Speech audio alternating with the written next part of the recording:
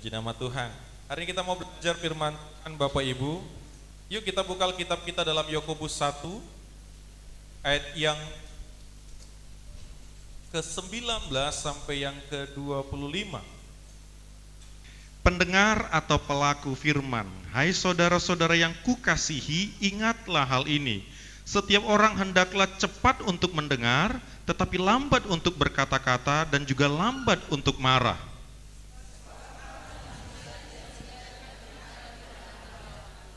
Sebab itu buanglah segala sesuatu yang kotor dan kejahatan yang begitu banyak itu, dan terimalah dengan lemah lembut firman yang tertanam dalam hatimu, yang berkuasa menyelamatkan jiwamu.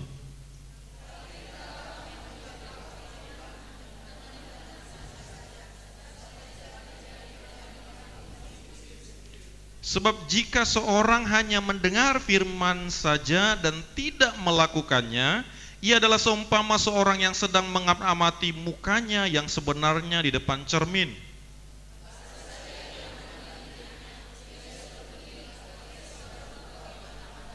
Ayat 25 kita bersama-sama. Tetapi barang siapa meneliti hukum yang sempurna, yaitu hukum yang memerdekakan orang, dan ia bertekun di dalamnya, jadi bukan hanya mendengar untuk melupakannya, tetapi sungguh-sungguh melakukannya, ia akan berbahagia oleh perbuatannya. Puji nama Tuhan. Silakan duduk Bapak Ibu. Hari ini tema firman Tuhan, berbahagia melakukan firman Tuhan. Cintai apa yang kamu lakukan apa yang kamu cintai, itulah kebahagiaan. Benar enggak Bapak Ibu ya? Coba Bapak Ibu, ada bapak-bapak di sini yang punya hobi. Dia mencintai hobinya, apa yang dia kerjakan, dan dia mengerjakannya karena cinta tentunya. Sehingga dia kadang lupa waktu, kadang uangnya pun harus dirogoh. Coba lihat yang memelihara ternak misalnya, atau ibu-ibu yang suka dengan bunga, berapa banyak pengeluaran yang bertambah karena bunga gitu kan. Karena apa? Kita mencintai apa yang kita lakukan, dan kita melakukan apa yang kita cintai. Pagi-pagi sudah bongkar pasang bunganya, ditambah tanahnya diganti, disiram, bahkan ada yang dilap Bapak Ibu ya. Mungkin tapak mejanya belum berganti 1 minggu, tapi bunganya sudah dilap gitu Bapak Ibu, supaya kinclong Bapak Ibu ya. Kenapa? Itulah bahagia sebenarnya.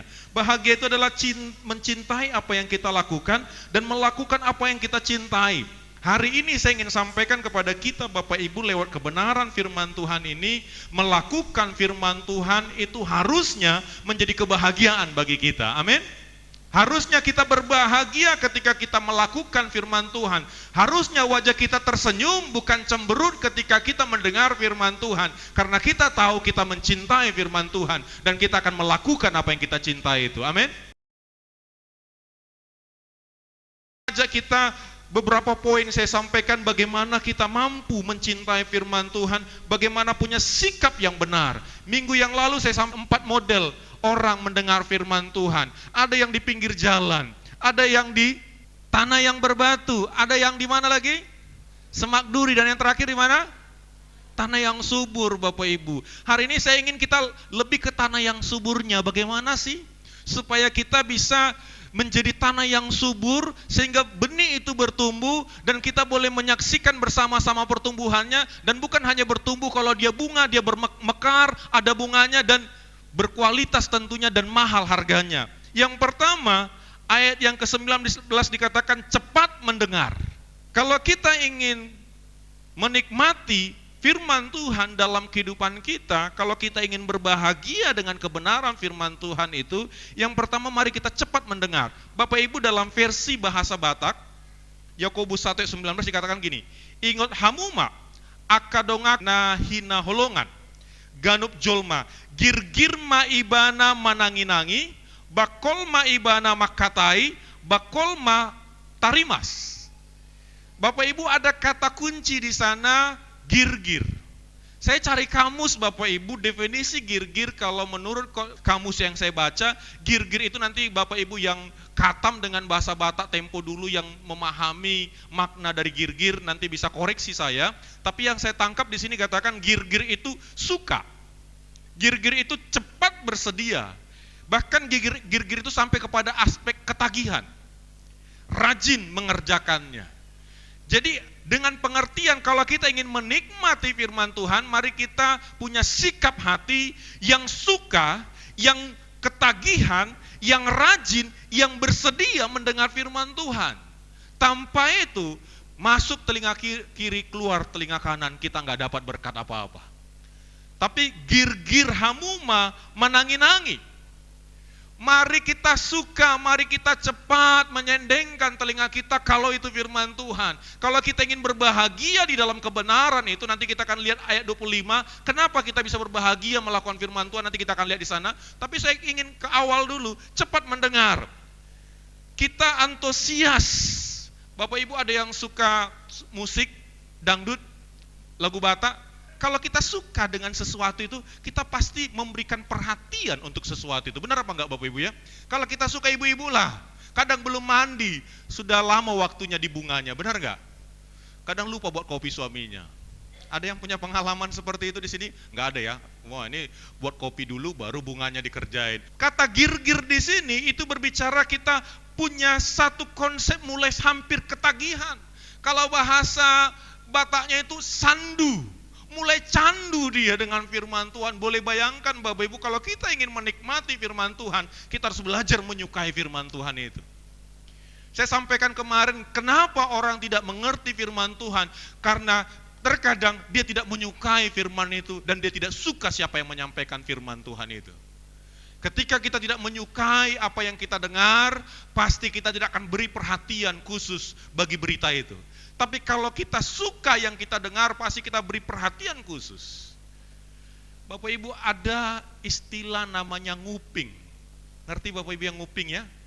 Nguping itu ada orang ngomong di situ ya, tiba-tiba dia pura jalan, tapi telinganya itu gini. Itu nguping namanya. Nguping saja Bapak Ibu, mereka sudah bisik-bisik, dia bisa dengar loh. Firman Tuhan tidak ngajari kita supaya nguping, tapi kita supaya suka. Kalau suka, pasti nguping pun bisa. Kadang kita sudah keras pun firmannya, artinya suaranya, kita nggak dengar. Tapi kalau gosip, pelan pun bisa dengar. Karena apa? Menyendengkan perhatian. Ngomong apa? Ida sana ya, ngomong apa lah ya sana? Wih, kayaknya disebut nama si Hanu itu. Pas pula si Hanu itu nggak suka aku sama dia. Wah mantap kali Bapak Ibu. Informasi yang paling mengenakan ketika yang dibicarakan itu. Seorang yang mungkin juga sedang tidak senang dengan kita atau kita nggak senang dengan dia, itu paling enak membicarakannya, paling enak ngupingnya. Apalagi yang negatif Bapak Ibu. Tapi kalau baru beli kulkas dia nggak enak dengarnya Bapak Ibu. Bapak Ibu saudara kasih, berbicara tentang mendengar. Mari kita belajar menyukai apa yang kita dengar, yaitu firman Tuhan. Itu yang pertama. Dan bukan hanya dikatakan gir-gir ibana memanangi-nangi, tetapi dilanjutkan nggak titik koma. Bakolma ibana makatai, bakolma tarimas, lambat berbicara, lambat marah, jangan terbalik, jangan gir-gir maimana makatai, enggak. Seringkali kita lebih cepat ngomong daripada mendengar. Lebih cepat kita berespon, lebih cepat kita reaksi daripada yang kita dengar. Makanya tidak ada yang kebetulan Bapak Ibu Tuhan kasih dua telinga, dua mata dan cuma satu mulut. Tetapi dalam prakteknya, seringkali yang satu mulut ini lebih dominan daripada dua mata dan dua telinga. Tetapi kalau kita ingin menikmati firman Tuhan dan berbahagia oleh kebenaran firman Tuhan, mari girgirma ibana manangi-nangi. Amin Bapak Ibu. Coba katakan sebelahnya, girgirma ho manangi-nangi. Yang anak muda ngerti enggak? Itu bahasa Spanyol tempo dulu. Wah, bukan ya Bapak Ibu ya. Dengar-dengaran. Ya, dengar-dengaran. Kalau mamanya bilang A, anak-anak muda, ya. Kalau bilang mamanya didengar ya. Amin. Ya, jangan suara motor dengar. Wih, lewat pacarku. Wah, kalau suara motor bisa membedakan dia ini Mega Pro. Kebetulan pacarnya mungkin naik Genio. Oh, Genio motor kami Bapak Ibu. Genio misalnya. Wah, ini pas sekali. Tapi kalau mamanya sudah 3 kali ngomong, Butet, nggak dengar. Girgirma hamu manangi-nangi. Ini untuk anak muda, untuk kita semua, untuk bapak-bapak, untuk semua kita, untuk saya juga. Mari kita suka mendengar firman Tuhan. Yang kedua, kalau kita ingin menikmati firman Tuhan dan kita berbahagia di dalam itu, yang kedua dikatakan buanglah hal-hal kotor. Sebab itu buanglah segala sesuatu yang kotor dan kejahatan yang begitu banyak itu, dan terimalah dengan lemah lembut firman yang tertanam di hatimu. Bapak Ibu, saya bawa sesuatu di ruangan ini Bapak Ibu ya. Saya bawa bunga Bapak Ibu. Saya mau lelang, oh bukan, nggak lelang Bapak Ibu ya. Saya mau bicara tentang firman Tuhan ini dengan bunga ini. Yang belakang kelihatan, boleh ditawar berapa harganya? Berapa kira-kira ini? Agak mahal lah ya 3 juta lah gitu misalnya. Kita anggap lah Bapak Ibu ya. Saya ingin katakan Bapak Ibu, bicara tentang buanglah yang kotor. Kalau kita sadar, benih yang kita tanam itu mahal, berkelas. Kita akan siapkan wadah yang berkelas, tanahnya pun yang berkelas, benar nggak Bapak Ibu? Kita nggak akan buat tanah yang sembarangan. Tapi tanah minimal kita beli atau kita tahu dia tanah yang subur lah. Kita nggak sembarangan mengambil tanah dari parit mana gitu ya. Tanah yang penuh dengan banyak rumputnya, enggak. Mungkin kita akan beli tanah. Sekarang tanah itu 1 goni berapa? 10.000 ya? 10.000. Ibu-ibu paling ngerti lah nih ya, karena sering beli tanah gitu ya. Bukan beli tanah kaplingan lagi Bapak Ibu sekarang ya. Yang dibeli tanah yang ada padinya gitu ya Bapak Ibu. Kenapa? Karena kita tahu ini mahal. Sehingga kalau dia mahal, kita akan wadahnya harus berkelas, tanahnya pun harus yang bagus. Kita akan singkirkan yang kotor Bapak Ibu. Kita nggak izinkan yang kotor itu merusak bunga ini sehingga pertumbuhan bunga ini nggak normal. Karena apa? Karena kita anggap ini mahal, karena kita anggap ini indah, dan kita anggap ini sesuatu yang harus dipelihara dengan baik, dirawat dengan baik. Demikian juga Bapak Ibu, kalau kita ingin firman Tuhan itu bertumbuh di dalam kehidupan kita, mari kita buang yang kotor dalam kehidupan kita.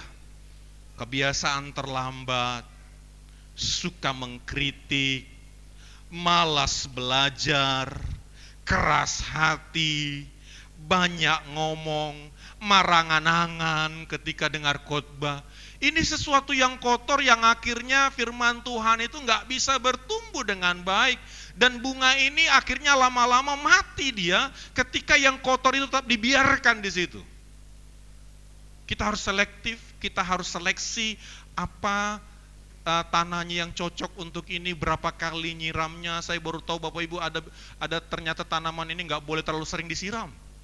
Itu mungkin dalam 1 minggu mungkin cuma sekali, mungkin semprotnya pun aduh Bapak Ibu, berkelas juga nyemprotnya, nggak sembarangan diusai gitu Bapak Ibu. Tahu diusai, ditumpahkan gitu Bapak Ibu ya. Pasti pelan-pelan, jangan sampai daunnya, bayangkan kalau satu galon ditumpahkan kan langsung loyo itu Bapak Ibu ya. Bagaimana kita merawatnya? Kalau kita ingin firman Tuhan itu masuk dalam hati kita, mari kita bersihkan. Bahasa lain kotoran ini, maafkan saya Bapak Ibu agak sedikit kotoran ini berbicara tentang maaf, kotoran telinga yang harus sering kita bersihkan. Supaya kita peka, bukan peka. Supaya kita telinga kita ini dengar-dengarnya kencang gitu. Kita gampang dengar, bersihkan segala sesuatu yang menghambat kebenaran firman Tuhan itu. Dan di dalam prosesnya pun kita harus membuang yang kotor-kotor. Kadang juga dalam kehidupan seperti itu Bapak Ibu, saya bawa juga ini, saya nggak promosikan produk Bapak Ibu. Tapi ada namanya ini B1, vitamin untuk tanaman. Ya. Ada namanya Darsban, ini pembunuh hama. Bapak Ibu pernah nggak ngalami bunga Bapak Ibu ada putih-putihnya, ada kutu putih di sana. Ketika kutu putih itu nggak dibersihkan, dia akan lama-lama merusak daun dan lama-lama bisa mematikan tanaman karena dia akan mengundang semut ke sana. Ketika ada kutu putih itu semut akan datang. Dan semut itu akan mengambil nutrisi-nutrisi dari bunga yang Bapak Ibu tanam yang harganya Bapak Ibu mungkin beli 200, ketika itu datang harganya jadi 0 rupiah. Bapak Ibu saya ingin katakan kepada kita, buanglah yang kotor, perlu dirawat dalam hidup ini. Nggak cukup sekali kita membersihkan diri kita. Nggak cukup sekali bunga itu pun ketika dia bertumbuh mekar, tidak terjamin 100% dia aman. Tiba-tiba datang hama, kita nggak sadari tiba-tiba datang hama entah dari mana. Nggak kulonun, nggak izin, tiba-tiba datang, diserang. Tapi itulah kita harus ada protektifnya, kita memprotek dengan melindunginya, dengan memberikan vitamin dan juga membunuh hamanya. Hal-hal yang mengganggu pertumbuhan iman kita, kebiasaan-kebiasaan buruk, suka mengkritik, suka menghakimi, itu kebiasaan-kebiasaan yang menggerogoti pertumbuhan iman kita, pertumbuhan benih itu dalam kehidupan kita. Malas ini apa obat malas Bapak Ibu? Ada yang tahu obat malas? Saya belum menemukan Bapak Ibu obat malas. Kemarin ke apotek ketemu nggak ketemu juga Bapak Ibu ya. Mungkin Bapak Ibu mau check up gitu ya, atau ke dokter praktek, apa penyakitnya Pak? Malas. Tiba-tiba dikasih langsung, Pak minum 3 kali sehari, nanti Bapak rajin. Nggak ada Bapak Ibu ya. Saya ingin katakan, ini kebiasaan-kebiasaan yang membuat firman Tuhan itu nggak bertumbuh dalam kehidupan kita, akhirnya layu. Akhirnya bunga ini nggak jadi berkualitas dia. Keras hati ketika ada firman Tuhan yang menegur kita, langsung merah telinganya, keluar langsung dari gereja. Pak pendeta itu kayaknya sudah dipikirkannya untuk menembak aku 12 pas. Langsung kita keras hati, kita langsung buat benteng diri, nggak terima dengan firman Tuhan. Bapak Ibu, itu kotoran-kotoran yang harus kita buang. Banyak ngomong, ya. Terkadang kita dengarnya A, tapi ngomongnya sampai Z, akhirnya nggak dapat apa-apa dari firman Tuhan dan sulit fokus atau marangan-angan. Ada orang dengar firman Tuhan, matanya lihat Pak Pendeta senyum-senyum, tetapi pikirannya melayang-layang, sebentar di Rahayu, sebentar City Mall, sebentar lagi di Koneng. Teringat dia, enak kali kemarin kelapa muda di Koneng itu ya. Wah, tiba-tiba dia senyum-senyum sendiri, Pak Pendeta merasa, diberkati khotbah saya ya. Ternyata senyum-senyum mikirkan kelapa muda. Bapak Ibu saudara kasih dalam nama Tuhan Yesus, mari kita belajar membersihkan kotoran-kotoran supaya apa? Benih firman Tuhan ini boleh bertumbuh. Kadang tanahnya itu harus digembur-gemburkan. Bapak Ibu, inilah firman Tuhan. Bagaimana supaya kita bisa bertumbuh?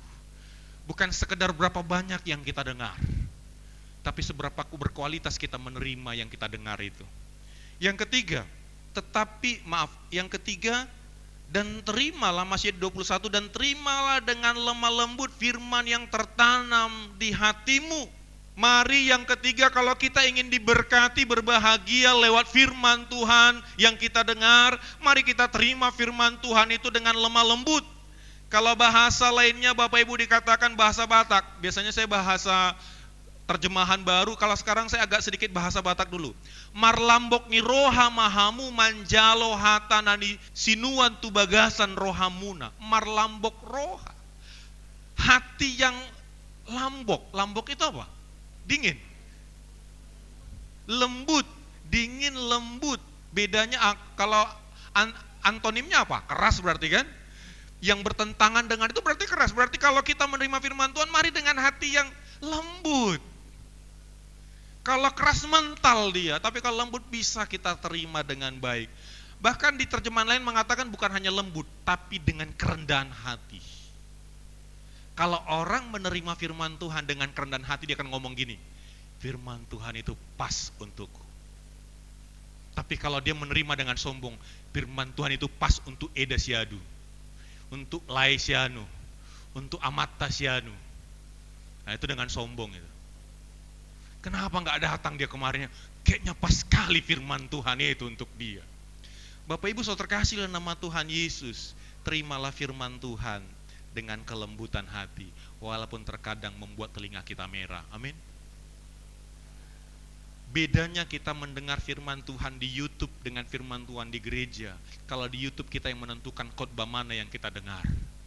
Tapi kalau di gereja, pendeta yang menentukan khotbah mana yang harus Bapak Ibu dengar. Kalau YouTube kita bisa dengar khotbah sesuka kita, mana yang kita pengen, kita ingin, kita suka mendengar khotbahnya. Tapi kalau kita ingin langsung kita pause, kita percepat, kita lewatkan. Kan nggak bisa Bapak Ibu ketika saya khotbah tiba-tiba Bapak pause, Bapak Ibu pause di bagian sini nggak usah. Lanjut lagi. Firman Tuhan jangan kita percepat, jangan kita pause. Ketika ada kata-kata kasihlah, wah ini matikan saja nih, nggak penting nih. Oh tapi diberkatilah engkau, wah langsung truk. Bila perlu volumenya maksimal. Tapi kalau yang agak-agak sedikit menyinggung, volumenya minimal. Nggak bisa Bapak Ibu. Mari kita terima. Di dalam 2 Timotius 3 ayat 16 dikatakan, segala tulisan yang dilakukan memang bermanfaat untuk apa yang pertama Bapak Ibu? Mengajar. Bayangkan kita sekolahkan anak kita. Bertahun SD 6 tahun, SMP 3 tahun, SMA 3 tahun, berapa itu? 12 tahun. Kalau dia kuliah 4 tahun berapa? 16 tahun ya. 16 tahun hanya untuk bisa belajar. Supaya apa? Dari tidak tahu menjadi tahu. Bahkan untuk belajar itu, kita bukan hanya sekolahkan mereka, kita rogoh kantong kita. Kita fasilitasi dia. Alkitab ini, firman Tuhan ini mengajar. Mengajar apa? Mengajar bagaimana kita sebagai suami, mengajar bagaimana kita menjadi istri, mengajar bagaimana kita menjadi orang tua, mengajar bagaimana kita bisa menjadi karyawan yang baik, menjadi anak Tuhan yang baik. Dia ajar di sini. Mengajar bagaimana kita bisa mengampuni, belajar bagaimana kita bisa menghormati, mengajarkan kita bagaimana kita bisa bangkit dari kegagalan kita. Itulah isi firman Tuhan. Mengajar kita. Dari tidak tahu menjadi tahu, dari tahu menjadi terampil.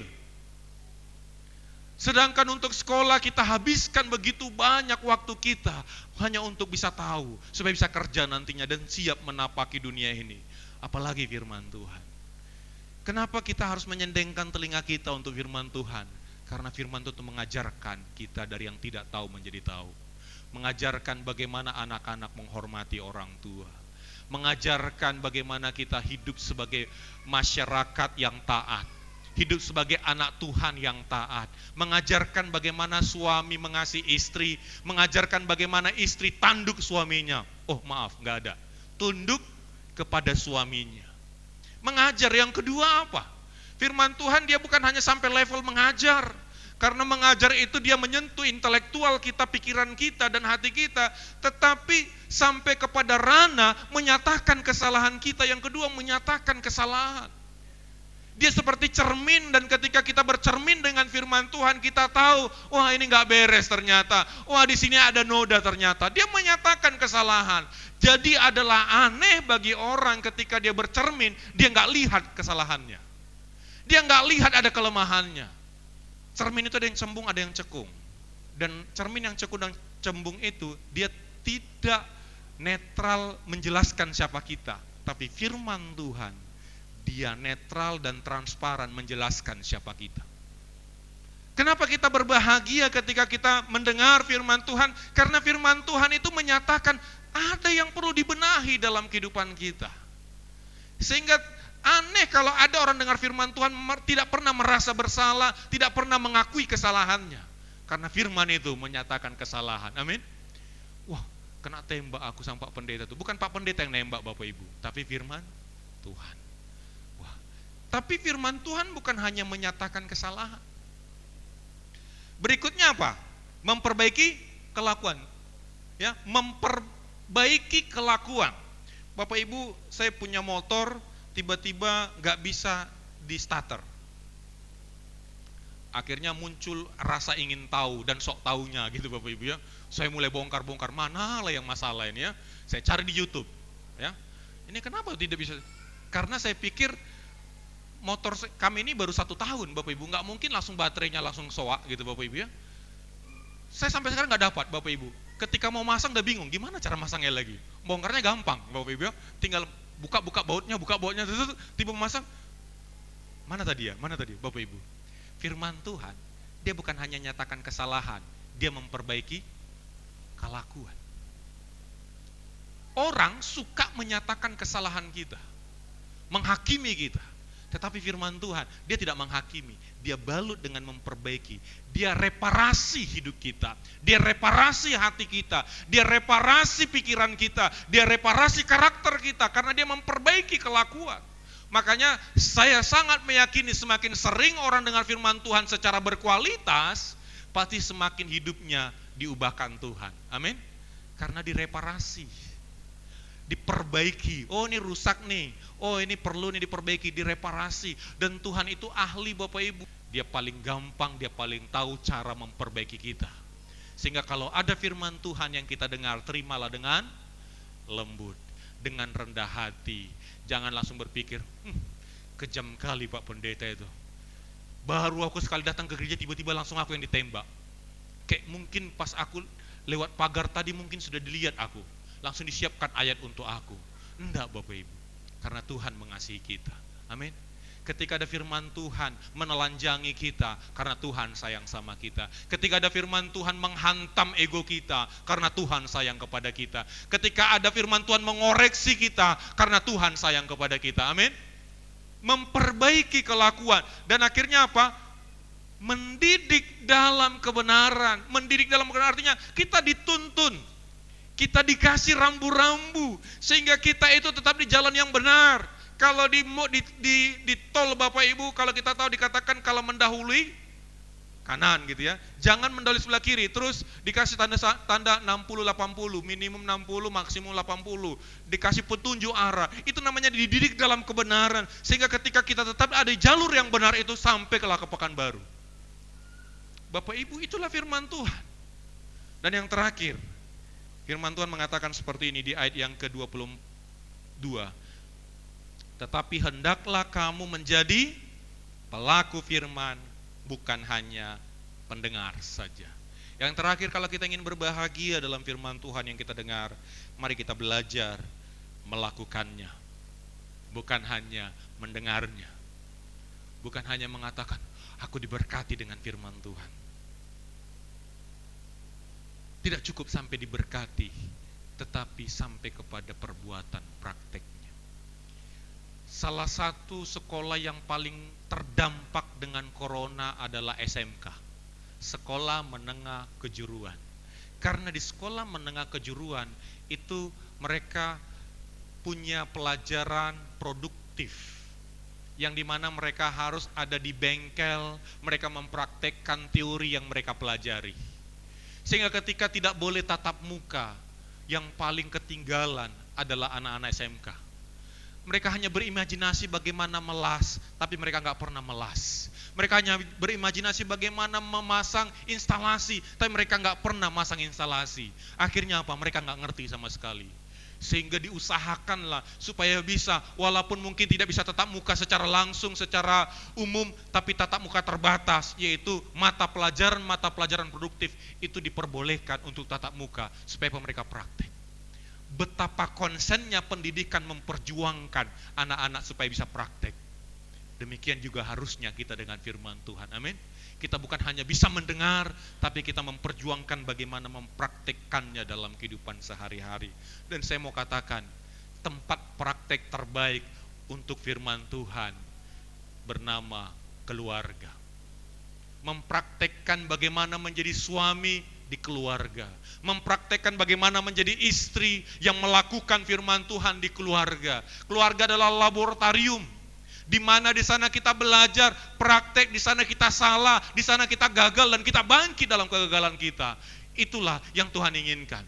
Tuhan tidak katakan, engkau harus sempurna melakukan firman Tuhan, tapi Tuhan, kamu lakukan firman Tuhan itu. Bisa gagal, bisa.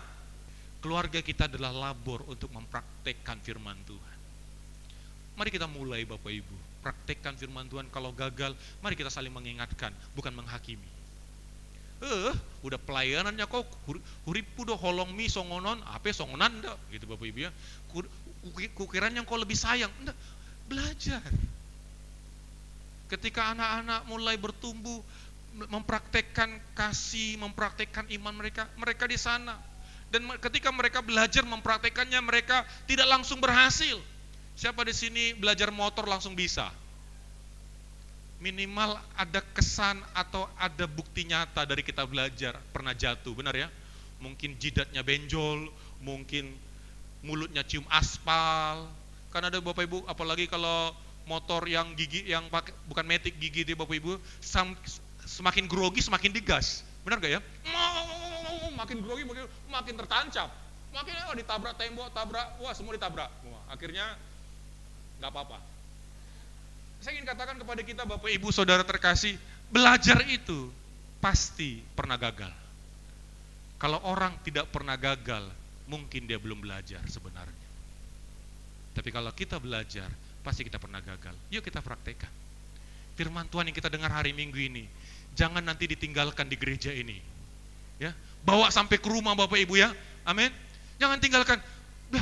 Biar aku tinggalkan, aku kan rohani orangnya di gereja gitu ya, tinggalkan di apa yang di gereja tetaplah di gereja. Yang di rumah tetaplah di rumah. Kapan kita bisa berubah? Mari kita praktekkan firman Tuhan di dalam kehidupan kita, belajar.